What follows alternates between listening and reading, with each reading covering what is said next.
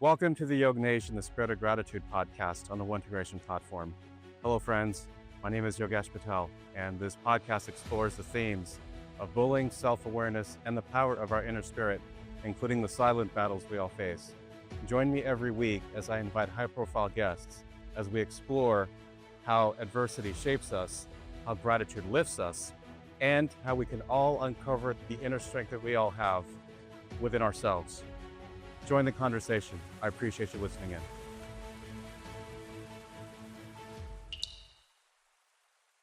Now, question. When the playbook of technology changes overnight, how do you adapt without losing your heart in the process? My next guest, Michael Earl, answers this important question, having spent 20 years shaping the way companies move from old systems into the future of AI-powered infrastructure. More than a technology strategist, he's a builder of habits, a storyteller of wine and travel, interesting, and quickly becoming a voice of influence on LinkedIn. But what makes him stand out isn't just the tech. It's the gratitude he carries for this journey, even at gunpoint when he was pulled over. The self-awareness in how he works, and the way he shares his playbook to others that they can also win too. Reminds me of the phrase, rising tide lifts all boats. He's proof that nice guys do finish first, and gets the pretty girl. With gratitude, welcome to the podcast, Michael. Appreciate that, Yogi. Thank you so much for inviting me on this podcast today. Absolutely. I thought you may have had a little chuckle with the nice guy comment. I did. The nice guy comment, the guy that finishes first, not last. It always makes me think of that movie, if you ain't first, you're last. But you got to think about it differently. And how do you bring in gratitude and graciousness in that comment, which is how do you help people become first and not always last?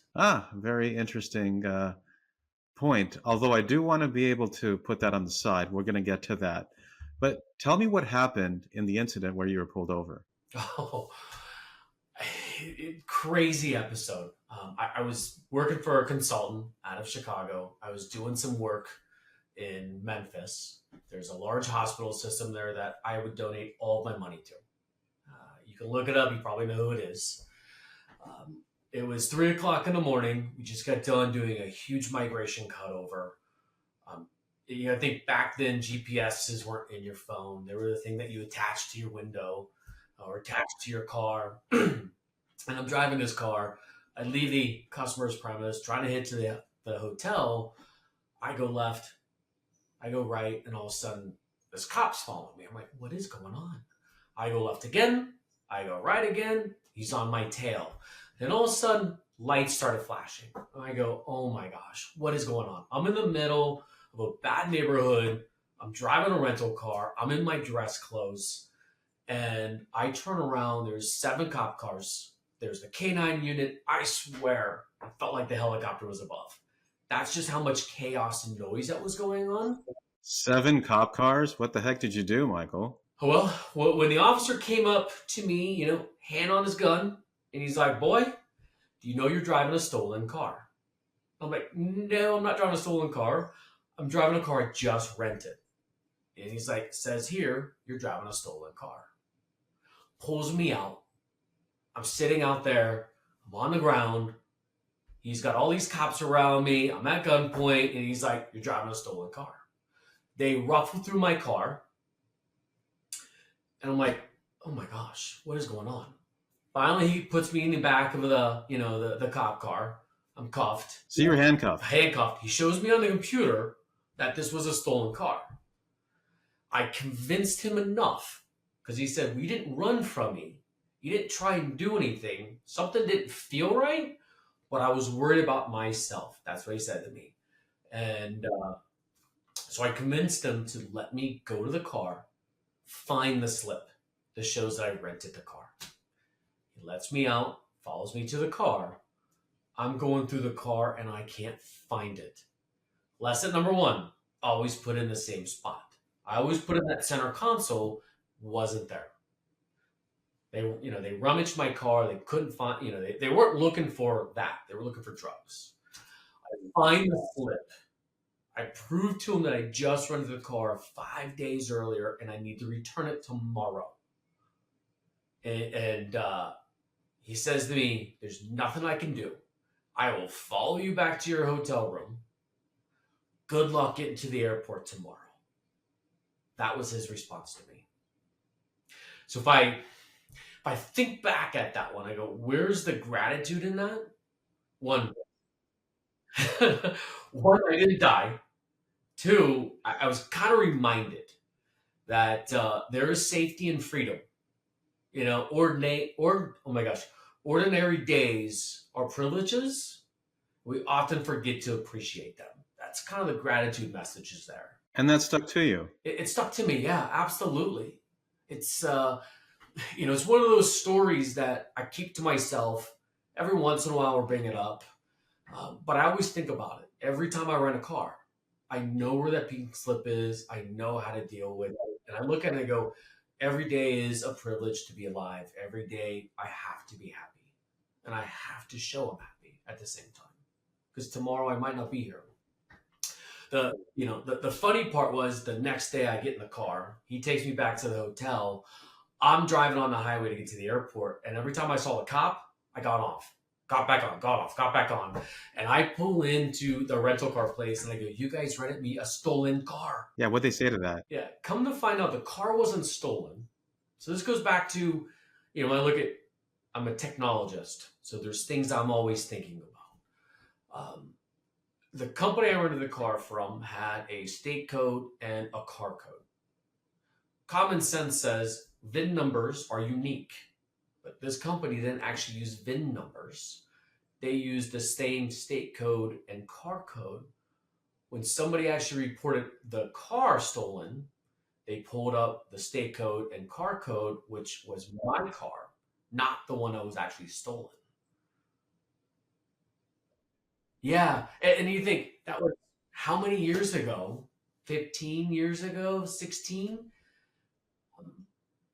Yeah. And and you're hearing about that story. If you go back and you Google that person I rented a car from, there was a huge lawsuit where other people actually got pulled over for stealing cars that weren't actually stolen.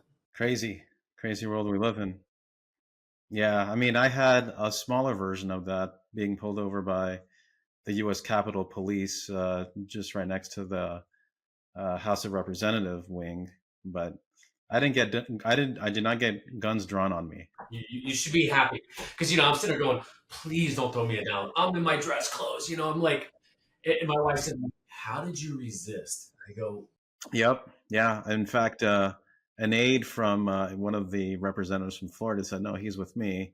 And then the police officer, rightfully doing his duty, said, "Sir, remove yourself from the car right now." I mean, just in those, voice of God, stern voice. I'm like, oh boy, okay.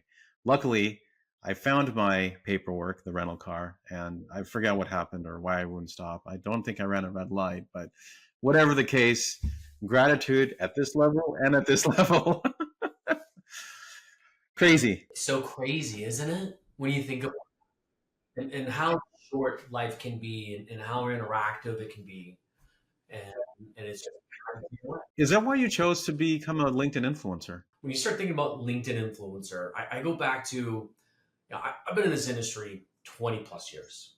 I have seen everything. So I look at it and I go, I have seen, I've been a part of building data centers. I've been a part of destroying data centers. I've been a part of, when you think of, 1 gig and ATM, and you're going, how does that turn into 10 gig and to 20 gig and 40 gig?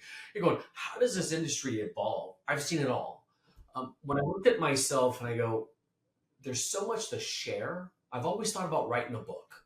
And, there's a couple of good books out there that talks about, how the data centers evolved, where the processes evolved. And I couldn't find a niche for that. So I looked at it and I go, how do I build little short articles or stories on how to actually combat today's world? And when I say today's world, that's how to combat negativity, how to address time management, how to kind of zoom out. Everybody wants you to zoom in. How do you zoom? How do you actually find that time to yourself, and how do you step away? Because now I describe it as, I spend all day talking to my computer. That's my day anymore. Not the day I grew up with.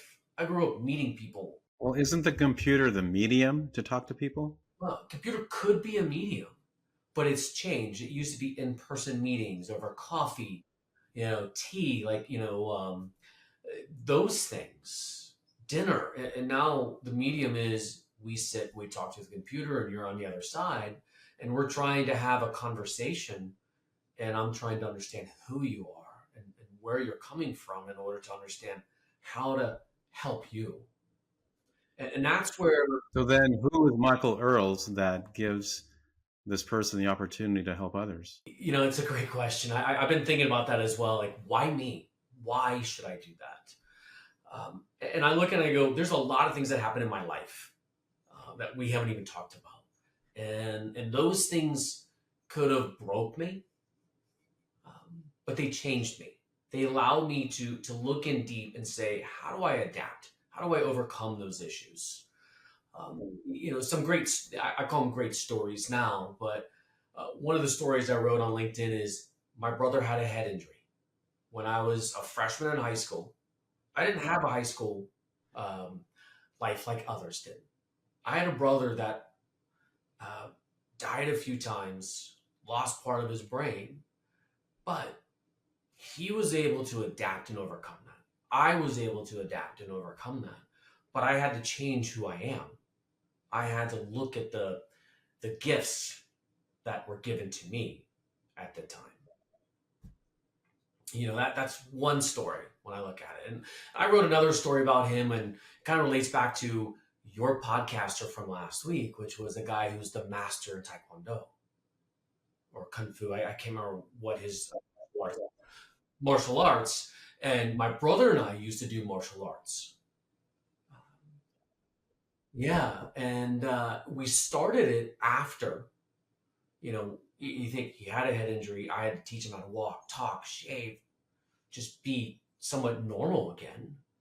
And we started doing Taekwondo to build balance, to help his brain rebuild. And there's great stories out there about how the brain can rewire itself and address those dramas that happen to the brain where other parts of the brain can take over. And that's one of them. So it was like, how do we fix balance? How do we fix him? And that's the when I look at it, I call the gratitude episode of that is the resilience. How to bring back that human spirit, and how to actually celebrate him while watching that brain rebuild itself, watching him rebuild himself from the ground up. And I think, Michael, that's kind of your theme throughout all of your blog posts on LinkedIn. It's how do you, to a certain degree, be the best version of yourself in spite, or maybe because of all of these stimulus that's around us, whether it's technology, social media, or anything else. You're absolutely right on that one. Um, I like today I wrote about negativity and how to break free of that mind. Well, that was one of the questions I want to double click on. No pun intended, since we're both technologists. But you look at life not with the glass half full, but always full. Don't you have bad days? I always describe it as, people meet me and they go, how are you always happy? How do you get out of bed every morning and be happy? Yes, it is the coffee I drink. I love coffee, but I relate life back to coffee. And I always say, coffee brings energy, coffee brings power, coffee brings clarity to life. And when you start looking at half full versus half empty, is that I've been around people that are half empty, and those are people I don't want to be around. I don't want to be around miserable people, because what happens is you get sucked into that and you lose that joy of life, because that's just how they are. They're suckers. And I always wanted to be the opposite. And every day I get up and I go, how do I improve? How do I make people happy? How do I make me happy? And then how do I make others around me happy? And, it's that smile, that creativity, that generosity that comes out of me, and people see it. People see it and they go, I want to be around that guy. But I think a lot of it, Michael, is the fact that you take care of yourself, right? and that projects your energy onto others. And again, you talk about the ability to reset, especially when you go on vacations. And I love what you mentioned, where the beach could care two craps about the Outlook calendar that's in 30 minutes. It doesn't care. It doesn't care. You're absolutely right. I mean, you started it with one of your podcasts about the ocean kind of pulls away that negativity and it helps kind of bring a cleanse. And it made me think about it when I was on vacation last week, and I was sitting there going, And where'd you go on vacation again? Aruba. Yeah, sorry. But I was looking at it, I was going, you see this thing? It's not buzzing. It's not ringing. It's not tinging. It's not doing all, because it's not in the water with me. So when I look at it, I go, it's a refresh from being tied to something. And it's like I said, the ocean doesn't go on counters every 30 minutes. What are you doing? How do we change? How do we adapt? How do pings? And I had to get away and go, how do I take care of me? And how do I take care of myself is I have to step away. I have to look at life and say, where do I spend and where do I influence? And where do I rebuild from the ground up again? And that's why I was describing life as a coffee cup, I'm refilling it always. But I think a lot of people today, especially today in the job market, gosh, you feel for them just because of these massive shifts in technology, right? Especially with going to on-prem to cloud, now to AI-powered infrastructure, as I mentioned in my intro. And how do you personally find resilience when the playbook changes mid-game? Because you've been laid off in the past as well, and we all go through this in technology. So It's a great question. It's not, you got to go back. Is it technology? Is it people? And, like I described this week about AI and being really like electric. So I had coffee with a guy last week, and we were talking about electricity. We were talking about AI, and is AI taking people's jobs, or is AI enhancing people? And he described to me a story of, go back in the days, look at New York when they first lit up New York with a light bulb. And how did people react? He said the people in the front said, how do I monetize that? How do I take advantage of that technology? The people in the back, yeah. And the guys in the back were going, oh crap, who's going to light the lantern now? I'm not going to light that. I'm going to lose my job. Well, you relate that back to today's world, which is, am I the guy lighting the lantern, or am I the guy that's trying to innovate and take advantage of it? And I look at, AI is a gift to us. It's how do we use it? How do we bridge that creativity? And how do we bridge those new possibilities? That's how we take advantage of AI. We use AI to enhance us, not the other way around, where AI, is doing things that you didn't want to do. I look at it and I go, AI was great to do automation. Do you think I want to go write those scripts and run those scripts every hour? No. Automation took that. Now, if I can make those scripts smarter by using AI to auto adjust, perfect. That's where that comes into play. So you have to look at it from a different lens, which is how do I bridge how do I bridge those two technologies, and how do I make the most of them at that time? Michael, you had mentioned that you lived through some massive shifts in technology from on-prem data centers to cloud and now AI, artificial intelligence. How do you personally find resilience when the playbook changes mid-game? Because you've been laid off in the past. So how do you adapt? I've been laid off in the past, and you're right. The playbook does keep changing. I've lived through more than just a few seismic shifts in technology. Earlier in my career, everything was built on-prem, rack servers humming away, sitting in the data center, freezing your butt off. It's sad part. I still carry a coat in the car because of that. It's just mental block that I might go sit in that data center one day. So I still have a coat in the car. Wife thinks I'm funny, but I always do. And then, then came cloud. And it's a whole new way of thinking, scale, cost, agility. And you bring up AI. AI is reshaping not just how we run workloads, but how we work, decide, how we even imagine what's possible at this point. That's a huge shift. And I reverted back to one of the posts I released yesterday was talking about electricity. AI is very similar to electricity. People were scared of it. They ran from it. They didn't turn it on. And so then you look at New York and you look at Thomas Edison. People had to educate, the folks around Thomas Edison that was good. Light bulb was good. And then you think back in the 1900s when they turned on electricity in New York, there was two different types of crowds. The ones that were innovative, the ones that said, let's do something with it, and the other ones that said, oh my God, what are we going to do? So I always describe it as the playbook has changed mid-game multiple times. I can't count. It just constantly changes. That's the beauty of it, is that it's constantly changing. So you have to think, we're here to learn. Resilience doesn't come from clinging to an old technology or to an old role. It comes from staying open, curious. It's that curious mindset you think about, and being grounded. Is that your self-awareness? Oh, absolutely. People are so scared of change. You think a lot of people won't change jobs because it might be a change to them. And that's where that curious mindset, that's where that half, full comes into mind, where you're saying, get up, do something different with yourself, get out.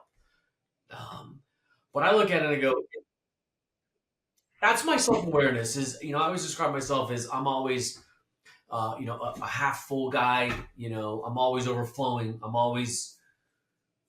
Sometimes I push a little bit me into everybody because I'm always overflowing.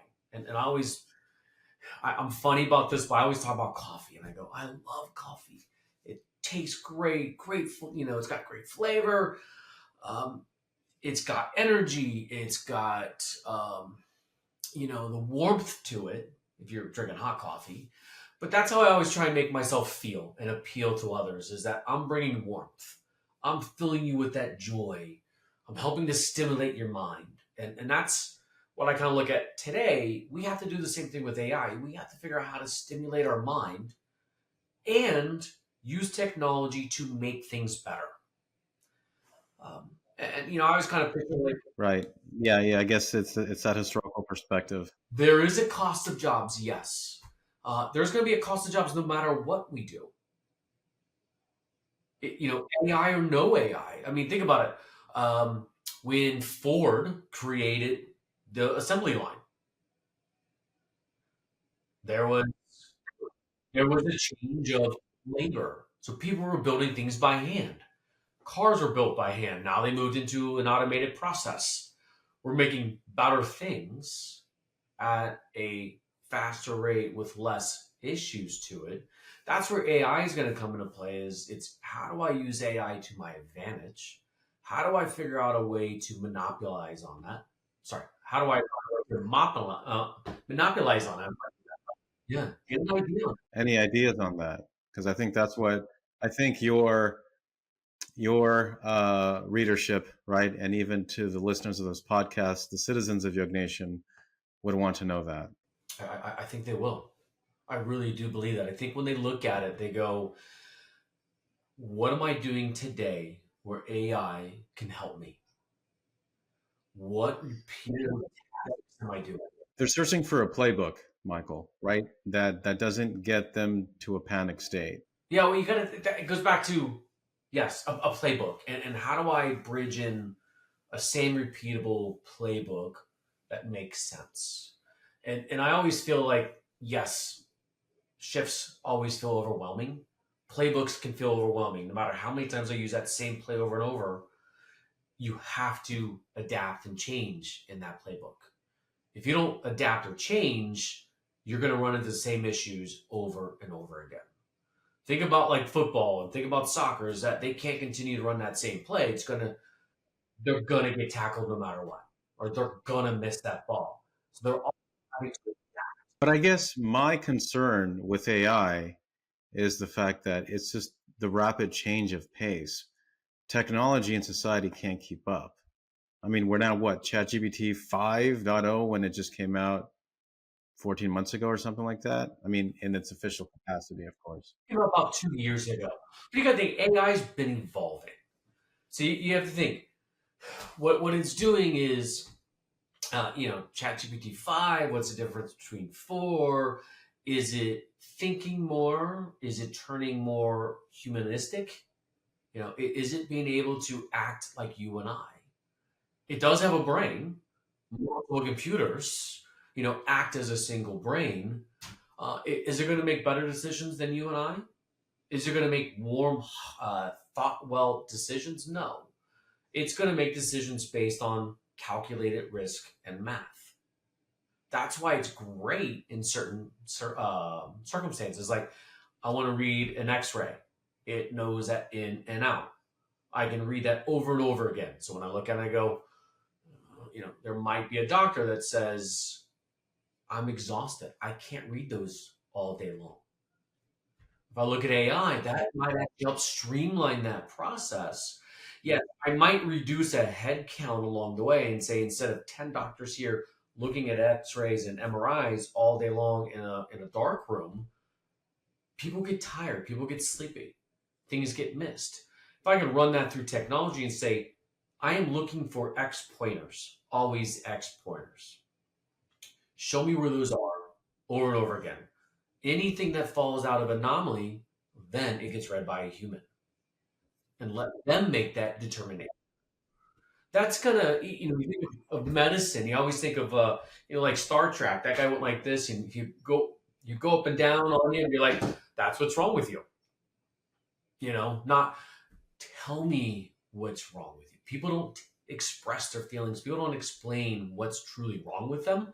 The doctor has to ask open-ended questions in order to understand that. If I can use AI to help reduce a lot of those error prones, or at least give a doctor a better idea where to focus.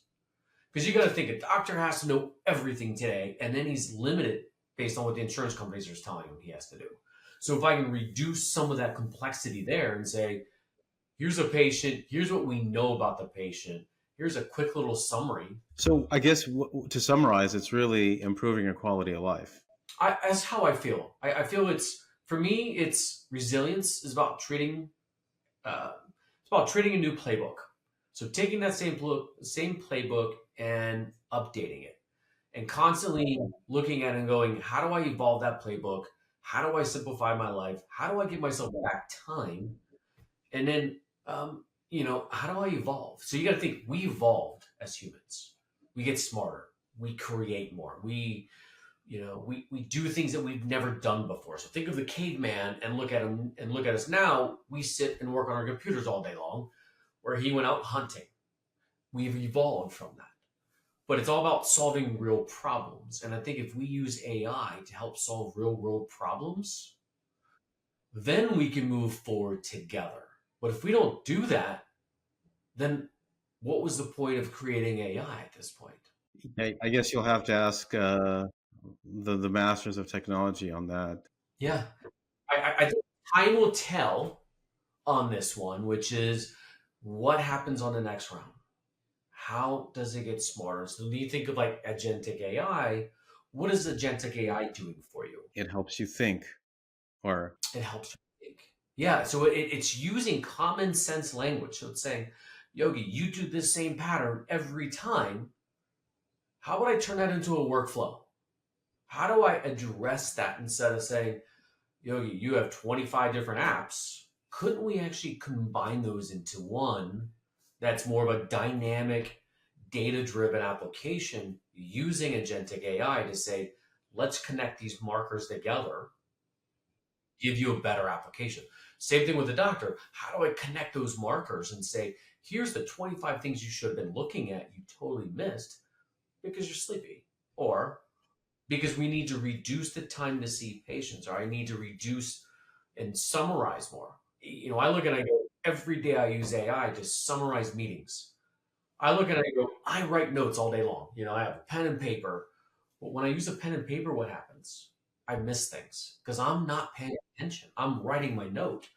But if I use AI to enhance my daily routine, summarize my emails, give me what I really need to know, tell me. And from a gratitude standpoint, it's being present. It's being present.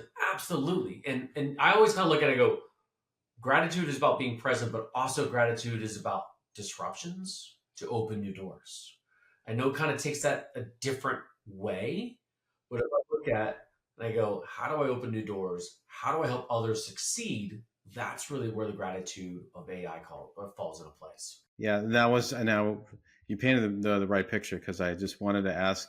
So, Michael, bring it home, right? In terms of the first half of our conversation, we were talking about resilience, gratitude, what's in our heart, how we lead with our heart, and then morphing into more of a technology conversation around AI. So, bring it home for us, Michael. We're in a huddle, right? It's fourth quarter. I would say your Cincinnati Bengals are down 24-21 by the Browns. So take it from here. Yeah, don't break that word up again. Yeah, when I look at a team huddle, I go, all right, team, this is what we're going to do. It's gratitude doesn't erase hardship, it transforms it. Think about that for a second. It's gratitude, grit, growth. That's what it does. It helps transform what you have today into something beautiful. A friend of mine always talks about butterflies. And I'm like, why butterflies? He said, do you know what the worm does in order to become a butterfly? It goes through a painful process in order to be this absolutely gorgeous butterfly. I didn't know that. But that's what transformation, in order to transform, it has to have grit, it has to have growth in order to transform. And then I also look at it as I go, when a playbook changes, gratitude is the new playbook. So gratitude, grit, growth. And then if I close it out, I've been talking to you about this walkout deck. And I look at this walkout deck and I go, it's the stories, it's the slides, it's what you leave people with. So it's how I leave you with care. How do I leave you to be better? It's that mantra of gratitude plus influence plus resilience. That's what I leave you with today. And that is a great way to end the segment. And again, for the listeners on YouTube, again, we had a little minor technical difficulty where we had to do this in 2 recordings in a day. So hence the different lighting. I think you can see the light shining me bright, shining darkness on you, Michael. I have every light on in the room, but I didn't turn on my other lights. I'm thinking, all right, this is going to work. Oh, I'm just messing with you, Michael. I know you're just messing with me, but I think. But it was quite an honor to have this conversation with you. And Oh, absolutely. And remember, gratitude fuels influence, and that's what you're doing, Yogi. Is that you're influencing, you're building resilience in this world today. We need more people like you. Please keep this up. And it's been an honor to be here. thank you. That means a lot to me. No problem. Thank you. All right. Take care.